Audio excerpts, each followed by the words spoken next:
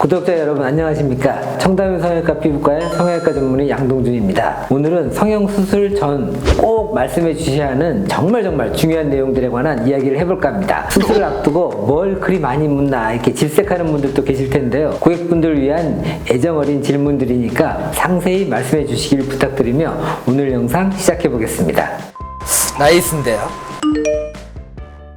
과거에 어떤 수술을 받으셨는지 기억을 아주 잘하고 계신 분들은 꽤 계시지만 이 시술 내역까지 상세하게 기억하시는 분들은 많지 않거든요. 그래서 이제 말씀을 안 해주시거나 뭐 대충 말씀해 주신 경우가 있는데요.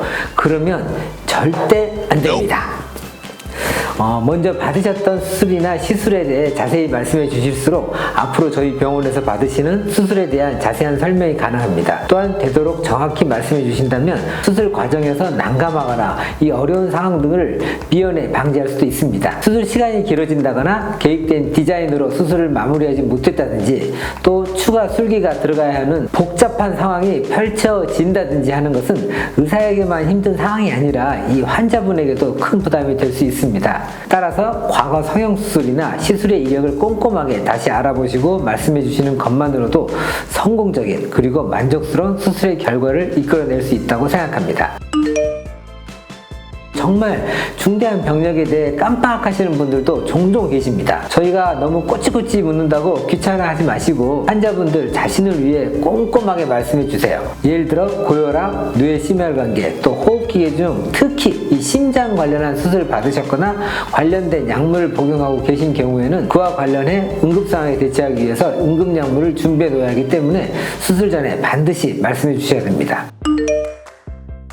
복용 중이신 약 중에는 이 수술 시 마취에 영향을 미치거나 출혈이나 여타 치료에 관련되는 약물도 있을 수 있기 때문에 그 목록을 다 주셔야 됩니다. 아스피린, 와파린 같은 항응고제를 드시고 계신 경우에 수술 시 출혈 경향이 높아지고 또 멍이 많이 들 수 있기 때문에 원래 2주 정도는 끊으시는 것이 좋습니다. 하지만 그 기간 동안 정말 약을 끊어도 되는지 약을 처방해 주신 주치의 선생님과 꼭 먼저 상의를 해보셔야 됩니다. 만약에 혈압약을 복용하고 계신다면 수술 당일 금식을 하시더라도 아침에 소량의 물과 함께 혈압약을 드시고 오는 게 훨씬 좋습니다. 그래야 혈압 조절이 잘 됩니다. 하지만 이 당뇨약은 또 그와 반대인데요. 당뇨약을 복용하고 계신다면 수술 전까지 금식을 하시면서 당뇨약까지 드시게 된다면 저혈당 증세가 나타날 수 있기 때문에 수술 당일 아침에는 복용하지 않는 것이 좋습니다. 하지만 또 인슐린 주사를 맞는다거나 펌프를 가지고 있다거나 하시는 경우도 있기 때문에 이런 경우에는 내분비 내과 선생님과 먼저 상의하시는 것이 좋습니다. 로아큐타인이라는 여드름 약은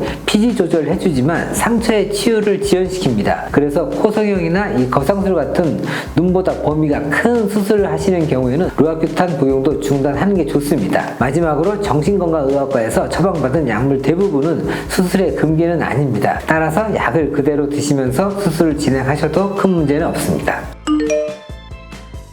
천식이 있거나 심한 알러지, 특히 아나필락시스처럼 점막이 붓고 호흡이 곤란했던 경험이 있으셨다면 꼭 알려주셔야 됩니다. 그런 경우에는 금식을 하시더라도 평소에 복용해야 하는 약을 모두 복용하시고 또 천식이 있으신 분들의 경우에는 혹시 모를 증상 악화에 대비하기 위해서 벤틀린 같은 흡입 치료제를 가시고 오는 게 좋습니다. 갑상선 질환의 경우에는 성형수술에 큰 영향을 미치지는 않습니다. 그런데 이제 스스로 컨트롤할 수 없는 갑상선 항진증인 경우에는 심혈관계 에도 영향을 미칠 수 있기 때문에 컨트롤이 잘 되는 상태로 몸을 만드신 후에 수술 받으시는 것이 훨씬 안전합니다. 간이나 신장에 심각한 질환이 아니고서는 수술하는 데는 큰 위험은 없습니다. 하지만 사용되는 약제에 따라 주로 간에서 혹은 신장에서 배설되므로 해당 기관에 질환이 있으신 경우에는 미리 말씀을 해주셔야 그에 따른 약제를 저희가 선택을 하고 수액 공급을 충분히 해드릴 수가 있기 때문에 합병증을 미리 예방할 수 있습니다. 생각보다 이 루푸스나 쇼그렌 증후군과 같은 자가 면역 질환을 가지고 계신 분들이 의외로 많습니다. 자가 면역 질환으로 수술을 못하게 되는 것은 아니지만 어떤 부위를 어떻게 침범했느냐에 따라서 주의해야 할 경우가 있습니다. 예를 들어 쇼그렌 증후군 같은 경우에는 점막이 말라서 건조증이 생기는 경우가 많습니다. 이런 경우에 하안검 수술을 해야 한다면 절개를 조금 덜하는 방향으로 진행하여 증상이 악화되는 것을 막는다든지 수술 결과가 조금 아쉽더라도 최대한 안전하게 그리고 보존적으로 수술 받으시길 권해드립니다.